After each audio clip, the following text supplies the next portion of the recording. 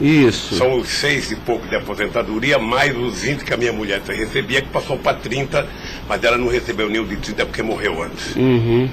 Mais ou menos, então, 26 mil, é isso? Não, pode dar 30 mil. 30 mil reais mensais. Tem mais porque tem doação para meus filhos. Uhum. Porque eu não tenho... Não, mas o senhor, pessoalmente, só quero saber isso. Eu poderia chegar a quanto? 50 mil? Tá, 50 mil reais mensais. Eu não sei, eu tô tentando chutar aqui, doutor. Tá, aproximadamente... Eu posso depois mandar por escrito, sabe, o que... Tá, é porque é importante, porque o juiz precisa fixar disso. O rendimento fixo que eu recebo todo mês é esse, são 6 e pouco da anistia e era 20, agora passou para 30. 26 mil, a então. empresa Lewis que paga. Tá,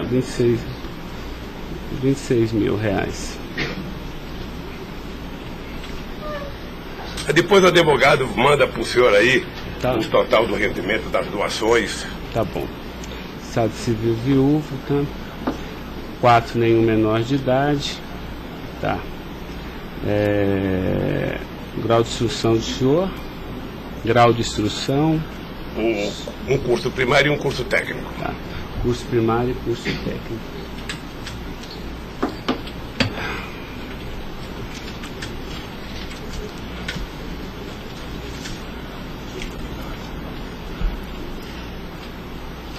Me dê uma caneta aí, Caio, por favor.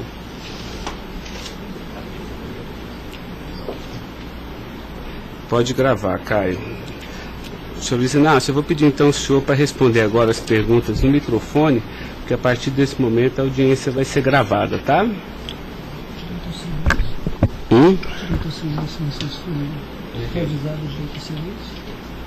Eu vou avisar ele agora.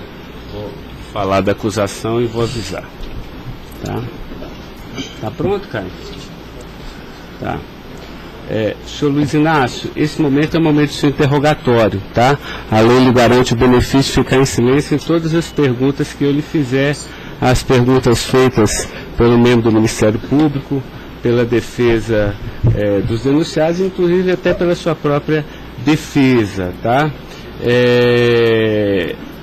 Existem 2 denúncias aqui nessa ação penal, envolvendo Delcídio do Amaral Gomes, André Santos Esteves, Edson de Siqueira Ribeiro Filho, Diogo Ferreira Rodrigues, Luiz Inácio Lula da Silva, o senhor, José Carlos Costa Bunlai e Maurício Barros Bunlai, tá? E em síntese, a denúncia fala da existência de uma organização criminosa, tá? Pelo menos do dia 1º de fevereiro de 2015 até 20 de novembro de 2015. E a denúncia narra que todos esses denunciados teriam se esforçado para evitar ou para menos modular e conseguiram retardar a celebração de um acordo de colaboração premiada entre o Ministério Público Federal e Nestor Severo, tá? Depois a denúncia narra que um crime de patrocínio infiel, tá? Cometido pelos denunciados também, e de exploração de prestígio, tá? Bom, o senhor tem conhecimento desses fatos, tá? Né? Tenho. Eu lhe pergunto, esses fatos que são descritos na denúncia são verdadeiros, falsos? Eu queria que o senhor fizesse uma explanação cronológica do que aconteceu e envolvendo a sua pessoa. Os dados são falsos. Eu queria aproveitar a oportunidade, doutor Ricardo, para dizer ao senhor que eu faço política desde os 23 anos de idade. Comecei em 1968 pelo movimento sindical. Depois fizemos as greves mais importantes desse país, depois do regime militar. Depois resolvemos que o sindicato já era muito limitado para a luta democrática desse país, resolvemos criar um partido político. Participei da criação do mais importante partido político de esquerda da América Latina, partido que fez a maior política de inclusão social na história desse país, partido que fez a maior política de combate à corrupção na história desse país. Se nós analisarmos o que aconteceu de 2003 até dezembro de 2014, a gente vai perceber que o Ministério Público, a Polícia Federal, a Controladoria Geral da República nunca tiveram, e a Controladoria nunca tiveram tanto apoio e tantas mudanças legislativas para melhorar a eficácia do combate à corrupção como nós fizemos. E há mais ou menos 3 anos, doutor, eu tenho sido vítima de eu diria quase que de um massacre. Ou seja, eu acho que todos aqui têm dimensão do que é um cidadão que foi presidente da República, que foi considerado o mais importante presidente da história desse país, que saiu com 87% de aprovação de bom e ódio, que fez com que o Brasil fosse respeitado no mundo inteiro e virasse protagonista internacional. De repente é pego de surpresa por manchete de jornais, por notícias na televisão, todo dia, todo santo dia, no café da manhã, no almoço e na janta, alguém insinuando, tal empresário vai prestar uma delação e vai acusar o Lula. Tal deputado vai prestar uma delação e vai acusar o Lula. Agora vão prender fulano, agora vão pegar o Lula. Agora vão pegar fulano e vai prender o Lula. Prender o Odebrecht, vai delatar o Lula. Prender o Aoeste, vai delatar o Lula. Prender o Mulay, vai delatar o Lula. Prender o Delfídio, vai delatar o Lula. Prender o Papa, vai delatar o Lula. Eu esperando pacientemente. Por isso eu estou muito, muito orgulhoso e prazeroso de estar aqui para poder, na frente de um juiz imparcial, contar a versão desse fato. Primeiro, me ofende profundamente a insinuação de que o PT é uma organização criminosa. Me ofende profundamente, porque é o mais importante partido criado nesse país, criado pelos trabalhadores, dirigido pelos trabalhadores, e que fez nesse país o que ninguém nunca fez. E combater a corrupção não é virtude, é uma obrigação moral e ética. E isso eu aprendi com uma mulher que nasceu e morreu analfabeta. Segundo, esse partido conseguiu fazer com que as instituições fossem fortalecidas. O Ministério Público tinha um apelido de engavetador. No meu governo, pela minha vocação sindical, eu fazia questão de fortalecer a corporação e indicar o representado pela instituição. A Polícia Federal, quantos processos eram engavetados, quantas pastas sumiram nesse país. No meu governo, a Polícia Federal tinha que fiscalizar, tinha que investigar, teve dinheiro para investimento em inteligência e os delegados sabem como é que eles foram valorizados. E eu dizia, só tem um jeito de ninguém ser pego nesse país, é ser honesto, é não fazer nada errado. Pois bem, a Controladoria Geral da República não existia. Era uma peça de ficção quando eu cheguei no governo. Eu coloquei primeiro o ministro Valdir Pires, ex-governador da Bahia, depois eu coloquei um juiz, o nosso amigo Jorge Arge, que quem conhece sabe que não brinca em serviço. E ele sabe que a ordem que ele recebeu é o seguinte, olha, tem que controlar e tem que fazer com que as pessoas saibam que honestidade não é mérito, é obrigação. Pois bem, e agora eu estou nessa... Só sabe o que é levantar todo dia, sabe, achando que a imprensa está na porta de casa porque eu vou ser preso? Ah, porque não sei quem delatou Lula vai ser preso, porque não sei quem delatou Lula vai ser preso. E eu tenho dito, eu duvido, antes, durante e depois, os que estão presos e os que vão ser presos, que tenha um empresário ou um político que tenha coragem de dizer que um dia me deu R$10, ou que tenha coragem de dizer que um dia o Lula pediu 5 centavos para ele. Eu não faço isso porque sou melhor do que os outros, não. Eu faço isso porque quem chegou à presidência da República como eu cheguei, depois de perder 3 eleições, não tinha o direito de errar. Fiquei 8 anos no meu mandato, doutor, 8 anos, sem ir num jantar, sem ir num aniversário, sem ir num casamento, exatamente para não dar pretexto de aparecer aqueles que vão tomar uma champanhe e vêm pedir um favor. E vem tirar fotografia com o celular para depois explorar essa fotografia. Eu fico orgulhoso de estar prestando depoimento e chateado por uma ilação feita nesse processo contra mim pelo senador Delfídio. Portanto, eu queria lhe dizer que eu estou aqui para responder toda e qualquer pergunta. Se tem um brasileiro nesse momento que quer a verdade e deseja a verdade nesse país, sou eu.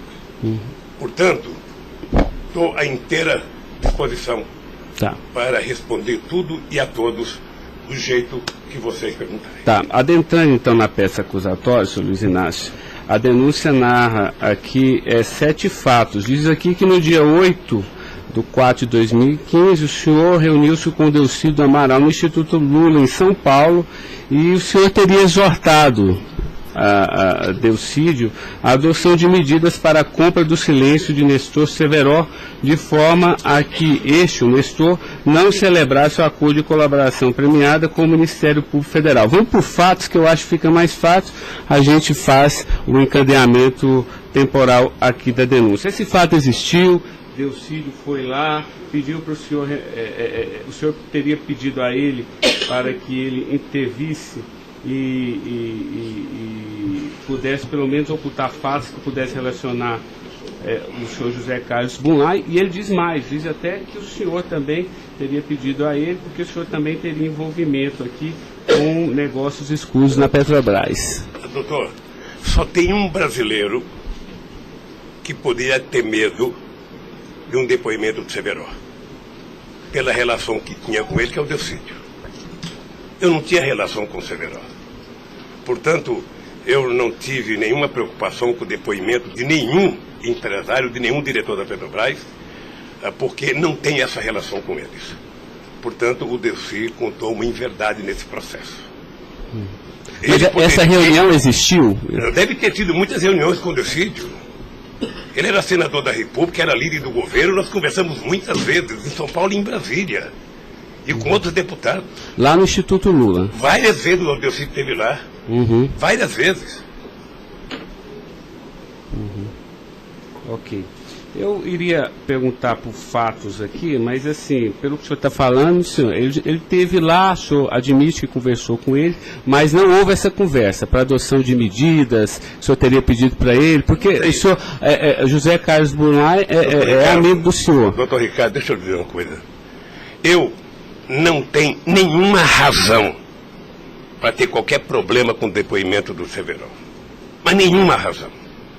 Não o conheço, não tive convivência com ele, portanto, o depoimento do Severo era um problema para o Delcídio e não para mim, que teve uma convivência com ele ainda no governo anterior, antes do meu governo, quando foi diretor de óleo e gás da Petrobras. Não foi comigo.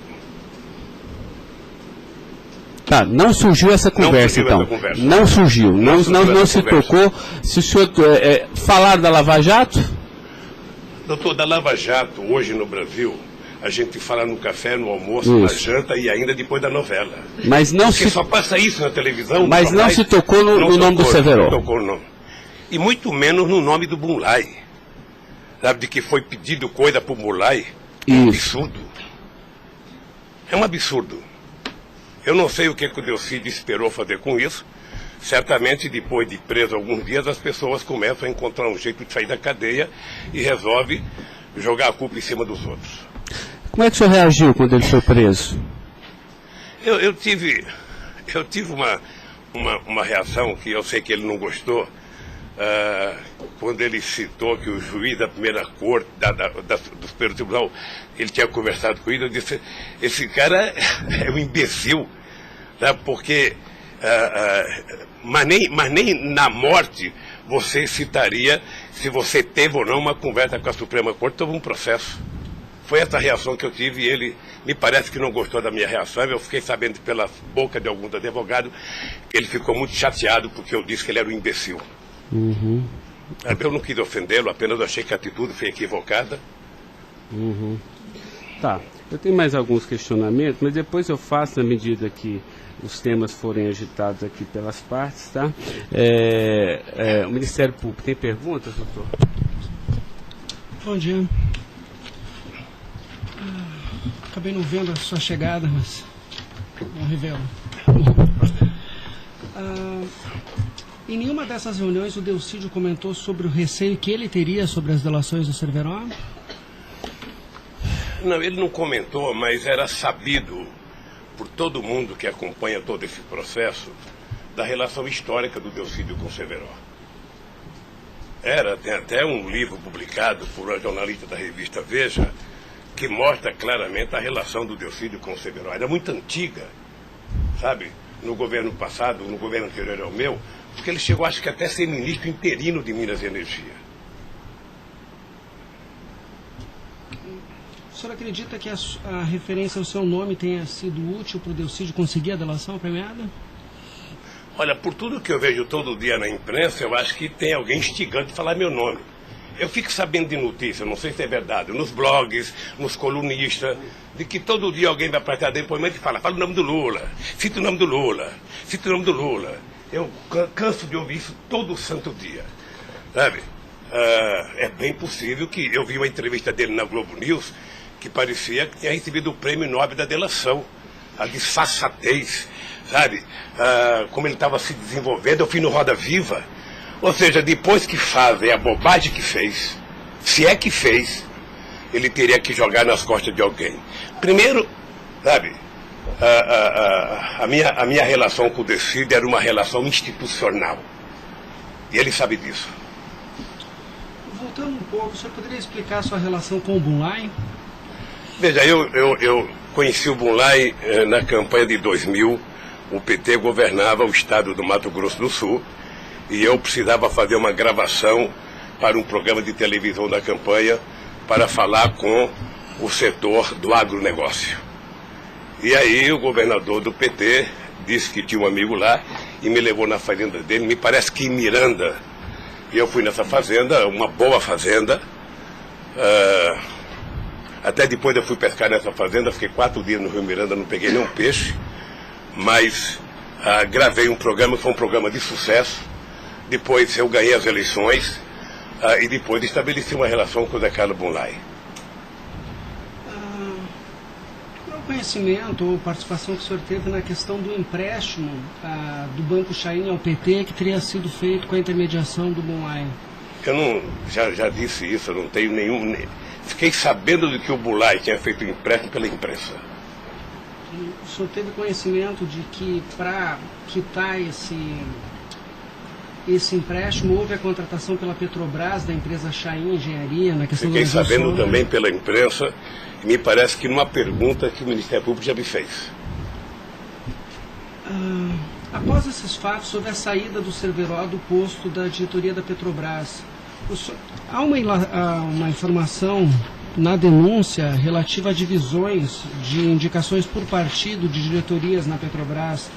A diretoria de abastecimento seria normalmente indicada pelo PP, diretoria de serviços pelo PT, diretoria nacional pelo PMDB. O senhor tem conhecimento disso?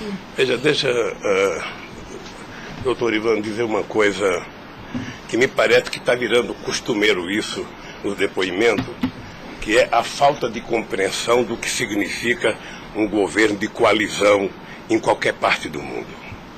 E parece que tem pessoas com dificuldade de compreender isso. Aliás, no depoimento do presidente Fernando Henrique Cardoso, ele foi muito bem ao explicar o que é um governo de coalizão.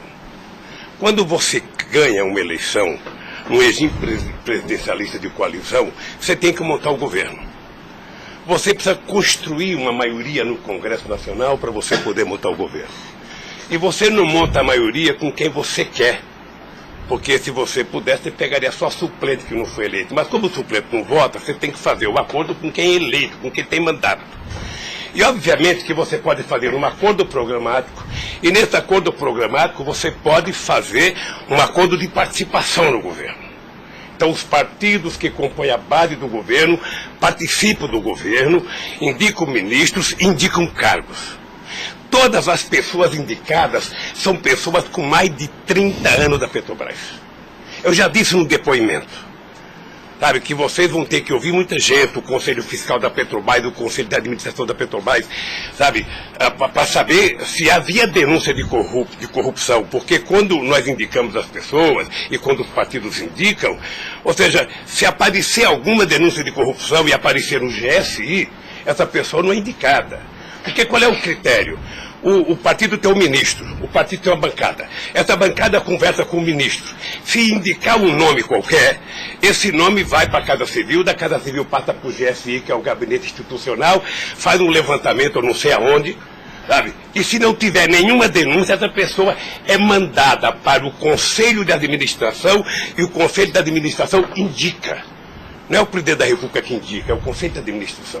É assim que funciona em qualquer lugar do mundo. Ex-presidente, mas só uma questão relativa a isso. Existe um vídeo no YouTube em que o senhor está inaugurando uma plataforma que o senhor realmente fala que no seu governo a Petrobras se tornou mais transparente e que o senhor participava mais das decisões da Petrobras. É de uma plataforma em Angra dos Reis, isso foi em 2010. Então, deixa, doutor. Aí eu estou lhe perguntando para o senhor explicar. O senhor se lembra desse discurso?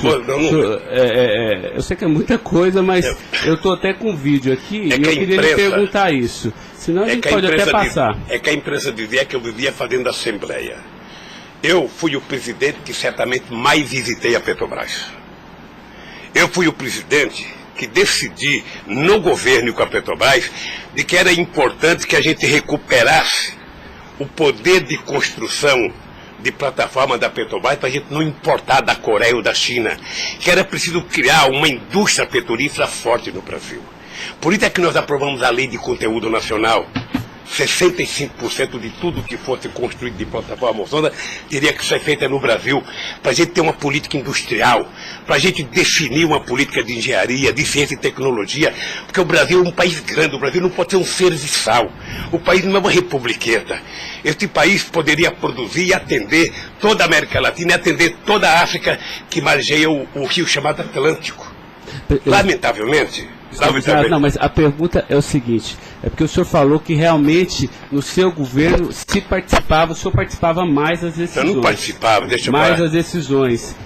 Se o senhor quiser, a gente pode até ter um vídeo, e eu trouxe aqui aí para o senhor explicar. E Delcy também havia falado isso, que depois do mensalão, o governo federal, a presidência da República, participava mais na Petrobras. Isso ele falou. Deixa eu lhe falar uma coisa, o papel do governo, o governo participa na Petrobras através do Conselho da Petrobras. O Conselho da Petrobras tem vários ministros, tinha ministra de Minas e Energia. Tá? Eu, durante todo o tempo da Petrobras, eu só participei de uma reunião de definição da política estratégica da Petrobras. A discussão de investimento para os próximos 20 anos. Se a gente ia recuperar a indústria naval, se a gente ia recuperar a indústria de sonda, de plataforma, se a gente ia discutir, sabe, exportar, se a gente ia fazer a lei de partilha, se a gente ia fazer com que o petróleo voltasse a ser do povo brasileiro, como nós conseguimos fazer.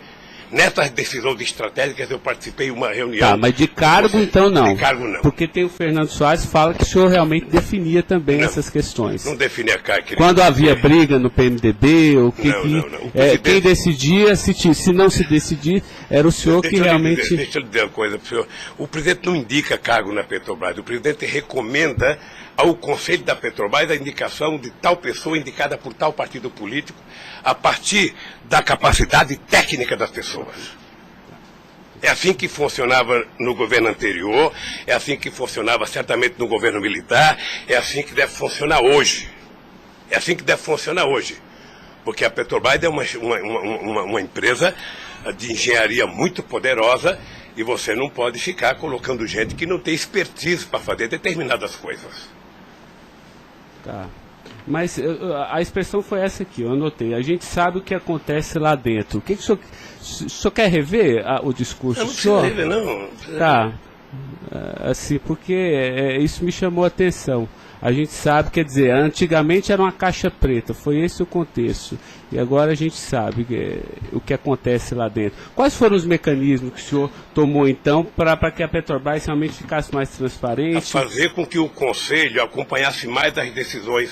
Porque como a Petrobras é muito grande, entre uma decisão do Conselho da Petrobras, uma aprovação da diretoria e os acontecimentos nas engenharias da Petrobras, são milhares de pessoas que participam daquilo. É por isso que um dia um presidente chegou a falar que ele é uma caixa preta que ninguém sabe. Então vamos tentar saber, sabe? Fazendo com que as coisas funcionem mais democraticamente. Por exemplo, quando nós descobrimos o pré-sal, nós tivemos uma decisão estratégica do que fazer com o petróleo. O petróleo não é das empresas estrangeiras que vêm aqui comprar gás e óleo, não. O petróleo é nosso.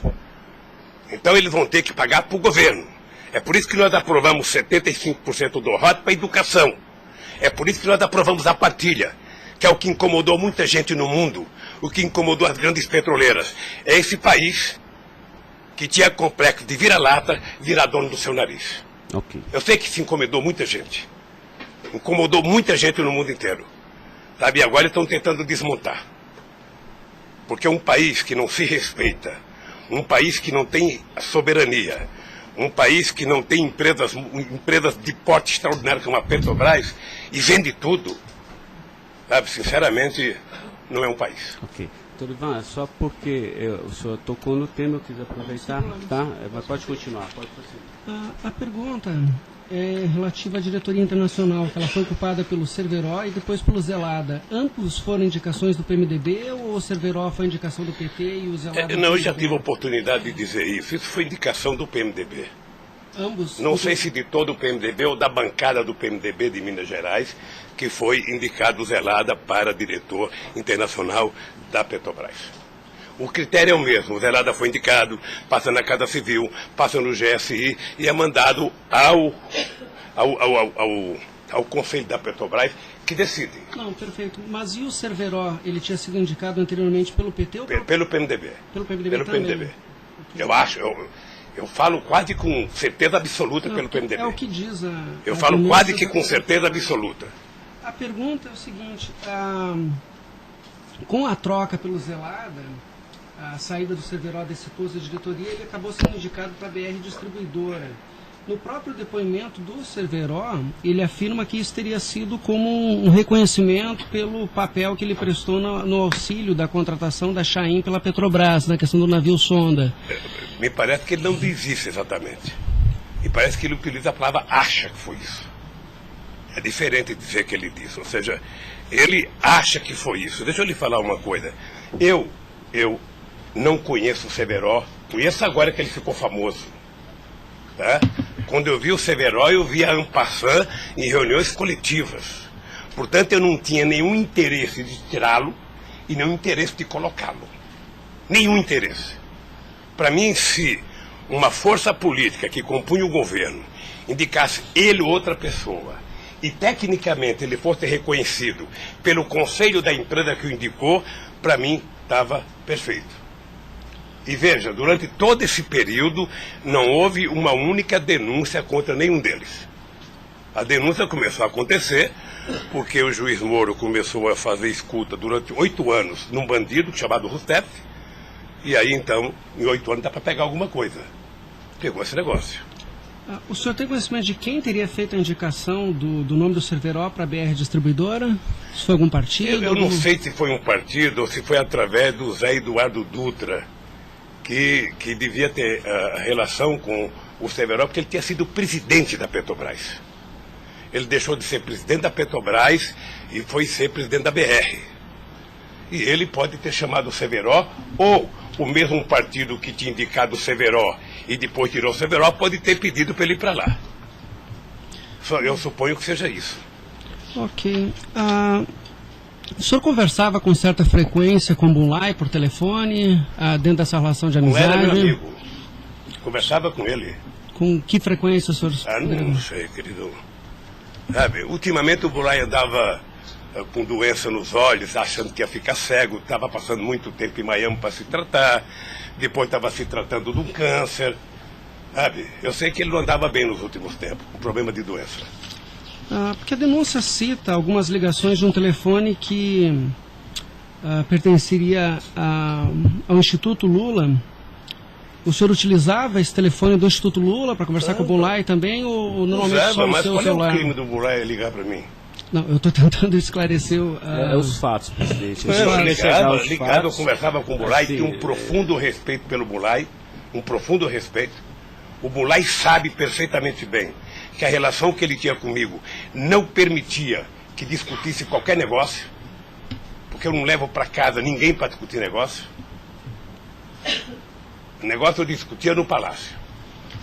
Mas o senhor sabe se ele utilizava o nome do senhor? Porque o Salim Chain e o Fernando Chain confirmam que José Carlos Bunlai disse que Luiz Inácio Lula da Silva interveio na contratação da Chain pela Petrobras. Está descrito na peça do Ministério Público. Doutor, se o senhor soubesse quanta gente usa o meu nome em vão, de vez em quando eu fico pensando para as pessoas lerem a Bíblia para não usar tanto meu nome, não. Tem gente que faz campanha financeira em meu nome, tem gente que é candidato em meu nome, tem gente que faz panfleto dizendo que eu estou apoiando, tem gente que coloca a fotografia minha dizendo que eu estou apoiando ele, sabe? Não tem como fazer isso. Se alguém falou, sabe? Se alguém falou, somente o Zé Carlos Bunlai pode provar isso, ou o Chaí na frente dele.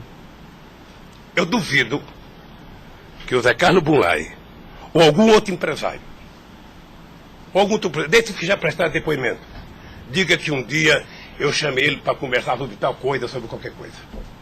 Sabe por quê, doutor? Porque eu tinha noção de que o único jeito de eu governar esse país dignamente era não permitir qualquer promiscuidade na minha relação com os agentes empresariais ou os agentes políticos. Desculpa, a afirmação seria que o senhor estaria abençoando o negócio da Chaim pela Petrobras. O senhor não... Nem abençoando, nem amaldiçoando, porque eu não sabia. Sem mais perguntas, excelência. A defesa, então, a sua defesa vai ser a última a perguntar. A defesa de Delcídio Amaral.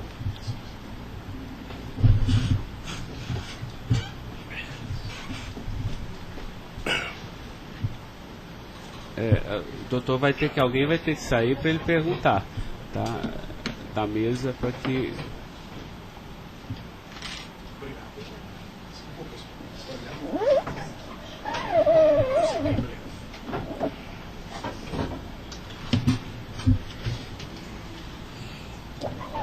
Bom dia. Bom dia. O senhor já mencionou que, de sua parte, não haveria nenhum receio na delação de Nestor Cerveró. A indagação que eu faço é se, da parte de Bunlai, seu amigo, se ele lhe confidenciou algum receio da delação do Cerveró. Nunca. Nunca. Nunca. Ele mencionou se conhecia o Cerveró? Quem, o Bunlai? O Bunlai. Não, nunca falou comigo do Cerveró. Nunca? Nunca falou comigo do Cerveró. Nem tampouco o senhor soube se ele... Quem falava comigo do Cerveró era o Delcídio. Que era amigo do Cerveró. Amigo do filho do Cerveró. Perfeito. O senhor tem conhecimento se a delação do Nestor Cerveró foi utilizada como um dos fundamentos para a condenação do senhor Bunlai? Não tenho. Não tem conhecimento. Não tenho. Tá certo. Eram só essas as indagações. Excelência, muito obrigado. Obrigado, senhor ex-presidente. A defesa de André Esteves tem questionamentos? Não tem? A defesa de Edson Siqueira Ribeiro Filho.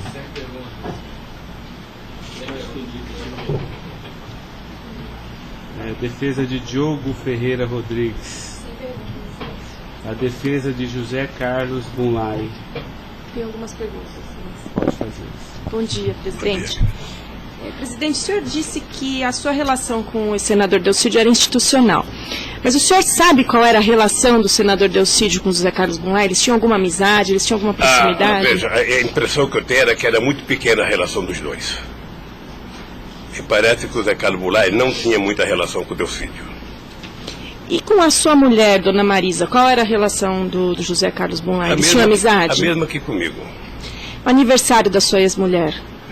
Quando ela fazia aniversário? Ele ia no aniversário da minha mulher. Mas o dia do aniversário dela? Dia 7 de abril. O senhor sabe se ele fez alguma ligação para ela no aniversário dela? A ligação do dia 7, eu já fiquei sabendo da ligação do dia 7. Bem. É o mínimo que eu esperava dele, é que ele ligasse para ela para dar os parabéns. É só isso, obrigada. Tem alguma pergunta? Tá. A defesa de Maurício Bunlai. Sem questionamentos. A defesa de Luiz Inácio Lula da Silva. Sem perguntas, excelência. Tá, só mais uma questão, senhor Luiz Inácio. A denúncia sempre fala do Instituto Lula. Eu queria que o senhor falasse um pouquinho a finalidade do Instituto Lula. Eu tirei pelo site a missão, me parece que o senhor desenvolve projetos na África também, né, com finalidade de erradicação da extrema pobreza, da fome, acesso à educação, promoção da igualdade, mas também é um local que o senhor também chama as pessoas para discutir política. Delcídio falou que o senhor o convidou para ir lá quando era líder do governo. Explique para mim o Instituto Doutor Lula. Ricardo, Eu não sei se você sabe, a Receita Federal fez uma devassa no Instituto para saber se ele está cumprindo com a sua obrigação institucional. Veja, eu quando deixei a presidência da República, eu falo isso apenas com o objetivo de explicar. Muita gente pode achar que eu sou arrogante, eu sou petulante. O doutor Ivan, no primeiro depoimento, eu disse isso para ele. Mas isso é crime, viu? Quando eu deixei a presidência da República, por conta do povo brasileiro, eu tinha sido o presidente, quase que o presidente mais importante do mundo nos 10 primeiros anos do século XXI. Este país virou protagonista internacional. Este país passou a participar do G8, coisa que nunca participava. Este país ajudou a construir o G20. Este país participava do BRICS com muita importância. Esse país participava do IBAS entre Brasil, África do Sul e Índia.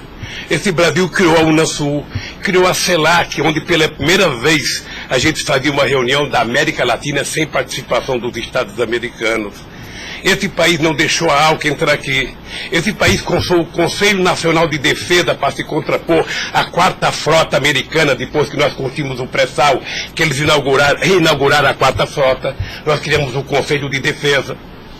Então, nós fizemos a maior política de inclusão social da história desse país. 36 milhões de pessoas saíram da extrema pobreza e 40 milhões ascenderam à classe média. Isso é uma Argentina, isso é uma Colômbia.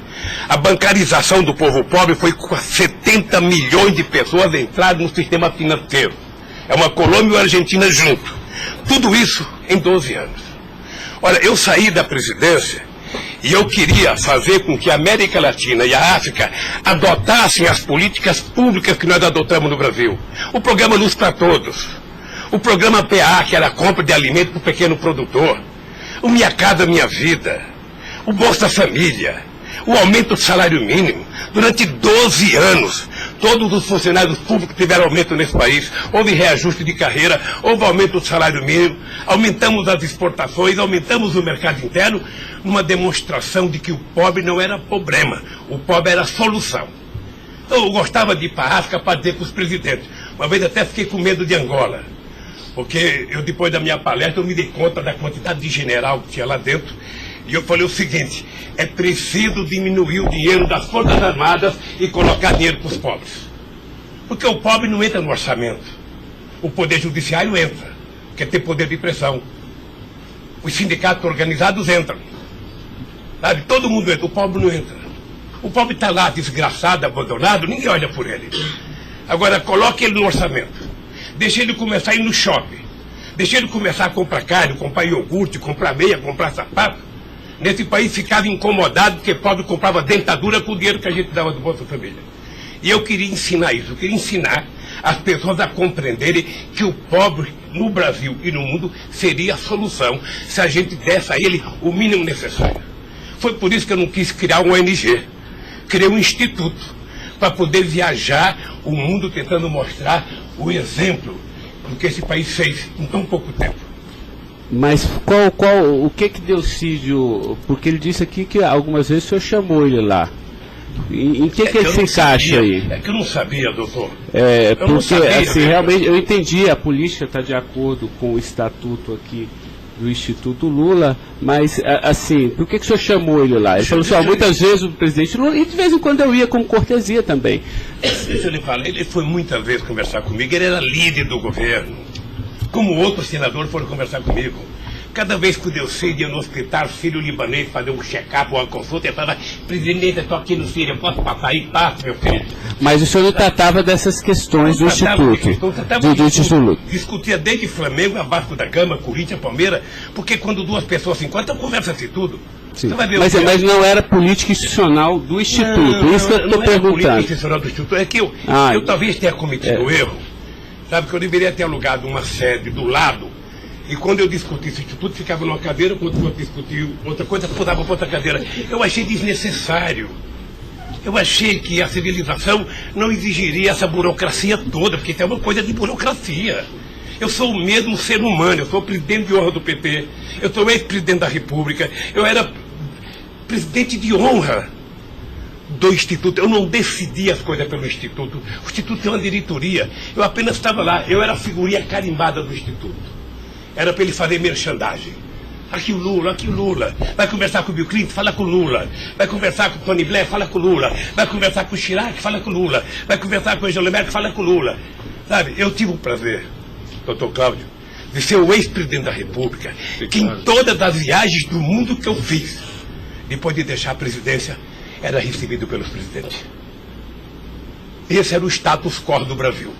Hoje nós estamos numa situação em que o presidente não tem coragem na Bolívia.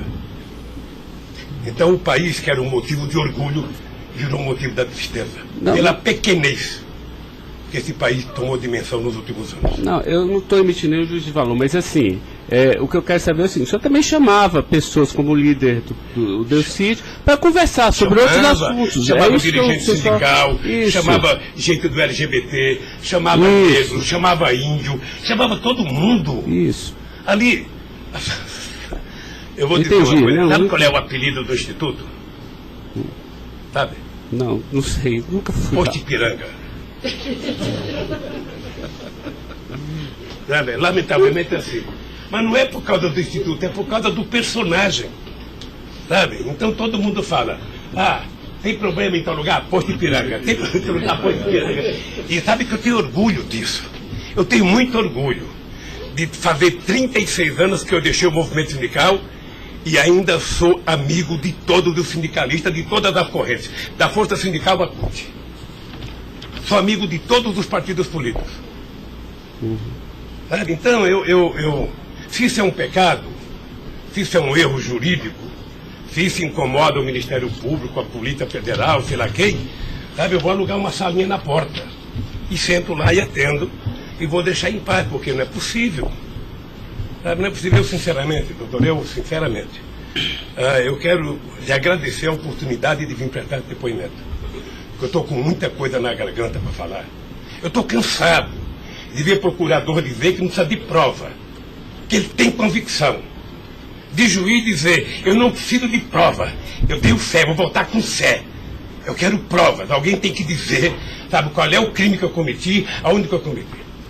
Chamar o PT de organização criminosa, se dependesse de mim, cada deputado do PT, cada vereador do PT, cada militante, abrir um processo para quem dizer provar qual é a quadrilha. Porque eu estou cansado, doutor. 71 anos de vida, eu cansei. Cansei de ver as instituições que eu ajudei a criar desde a Constituinte, para valorizá-las, desprestigiadas por comportamento pessoal. Gente que adora, gente que não pode abrir a geladeira, que vê uma luz e já começa a dar declaração. Gente que liga o barbeador, começa a falar achando que é o microfone do rádio. Eu cansei disso. Eu sempre valorizei o Ministério Público.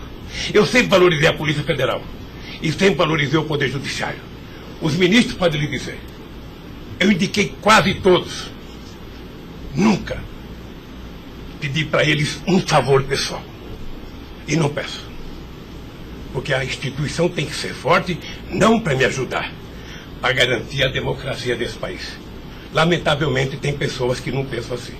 Eu, quando vejo um jovem procurador ir para a televisão falar 1h30 e depois dizer: não me peçam provas, eu tenho convicção, não dá, doutor. Não dá para aceitar isso como uma coisa séria nesse país que está jogando a cada vez mais a oportunidade de se transformar num país grande. Nós quase chegamos a ser a 5ª economia mundial. Quase chegamos. Por mediocridade não chegamos. Então eu lamento profundamente. Eu gostaria que meu depoimento fosse tudo numa semana só. Para mim poder desvendar os mistérios todos. E acabar com essa hipocrisia: fulano vai prestar depoimento, fulano vai delatar, fulano vai não ter das contas, fulano, e o Lula vai ser citado. Quem sabe está na hora de chamar o dono da Globo, da Record, da Bandeirantes para prestar depoimento, para ver se eles me delatam. Porque o que eles dizem que vão me delatar, eu duvido que tenham coragem de me delatar, porque não tem nenhuma prova e nunca conversaram comigo sobre qualquer crime. Doutor, eu aprendi a andar de cabeça erguida. E sabe que custa muito. Para quem nasce na elite, não precisa nada. Mas para quem vem lá de baixo, não deixar ninguém colocar cangaia no seu pescoço, não é fácil. Esse dia eu sei de uma história, de um depoimento, de um processo que eu abri contra uma jornalista, até vou contar isso que ninguém sabe aqui. E eu acusei uma jornalista que falou, em qualquer país democrático do mundo, ela seria presa, porque ela falou de um presidente da República. E ela foi prestar julgamento. E a advogada, acho que a nossa advogada, me chamou de doutor. Aí o juiz começou a rir. Ah, mas ele não é doutor? Ele não é doutor? Como é que você chama ele de doutor? Não, estou chamando ele de doutor porque ele tem vários diplomas de doutor honoris causa. O juiz deu uma gargalhada e pouco tempo depois inocentou a jornalista. Eu vou recorrer até a Suprema Corte. Aos 71 anos eu não sei quanto tempo de vida que eu tenho, mas eu tenho fé em Deus de ver essa jornalista ser educada. Porque, em nome da liberdade de imprensa, ninguém pode avacalhar a vida dos outros. Ninguém pode. E o que eu estou vendo nesse processo? Tem gente que acha que eu sou contra a Lava Jato. Pelo contrário, eu quero que a Lava Jato vá a fundo para ver se acaba com corrupção. O que eu sou contra é tentar criminalizar a pessoa pela imprensa e não pelos autos do processo. O que eu sou contra é execrar, é condenar. Eu conheço pessoas que tivessem liberdade seriam mortos na rua. Tal é. Sabe quantas horas eu tenho de notícias negativas contra mim no Jornal Nacional em 8 meses, 16 horas? Nenhum político no mundo aguentaria isso. E eu vou matá-lo de raiva, porque toda pesquisa vai aparecer na frente. Para eles saberem que nem sempre eles podem brincar com as pessoas. Sabe? Então o juiz, o promotor, o delegado, não tem que ficar fazendo, sabe, pirotecnia com as pessoas. A primeira apura, investigue e condene. Quando condenar, bote na cadeia. E acabou. Sabe, não é tirando fotografia de criança, mostrando casa, mostrando não sei das quantas, inventando mentiras, inventando ilações. Então, eu quero lhe dizer que o senhor está diante de um homem que está disposto a prestar tantos quanto depoimentos for necessário.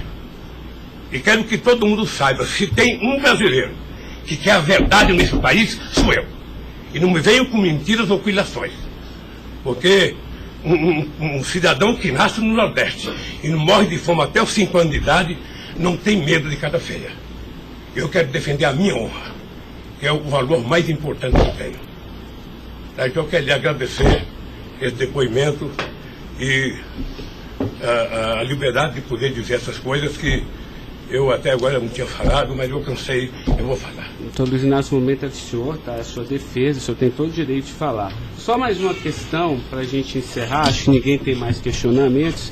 O presidente do Instituto Lula, na época, em 2015, era o doutor Paulo Camoto. Ele não participava de nenhuma reunião, assim, com o senhor, às vezes, ou participava, ou era bem informal, como o senhor disse?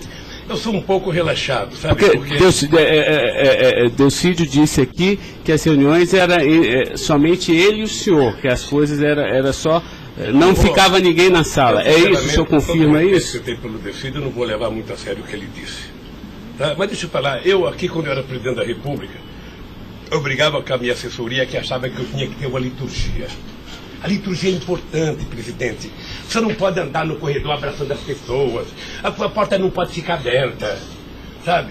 Então, no Instituto, sabe, tem hora que a conversa é pessoal, tem hora que entra 10 pessoas, 5 pessoas, 6 pessoas, 4 pessoas. Mas de total transparência, é isso que o senhor quer falar? Quando uma conversa sigilosa, eu faço uma conversa sigilosa, sabe? Ok. Tá bom. Agradeço a presença do senhor para esclarecer os fatos, tá? Ninguém tem mais questionamentos, então está encerrado a audiência. Na fase do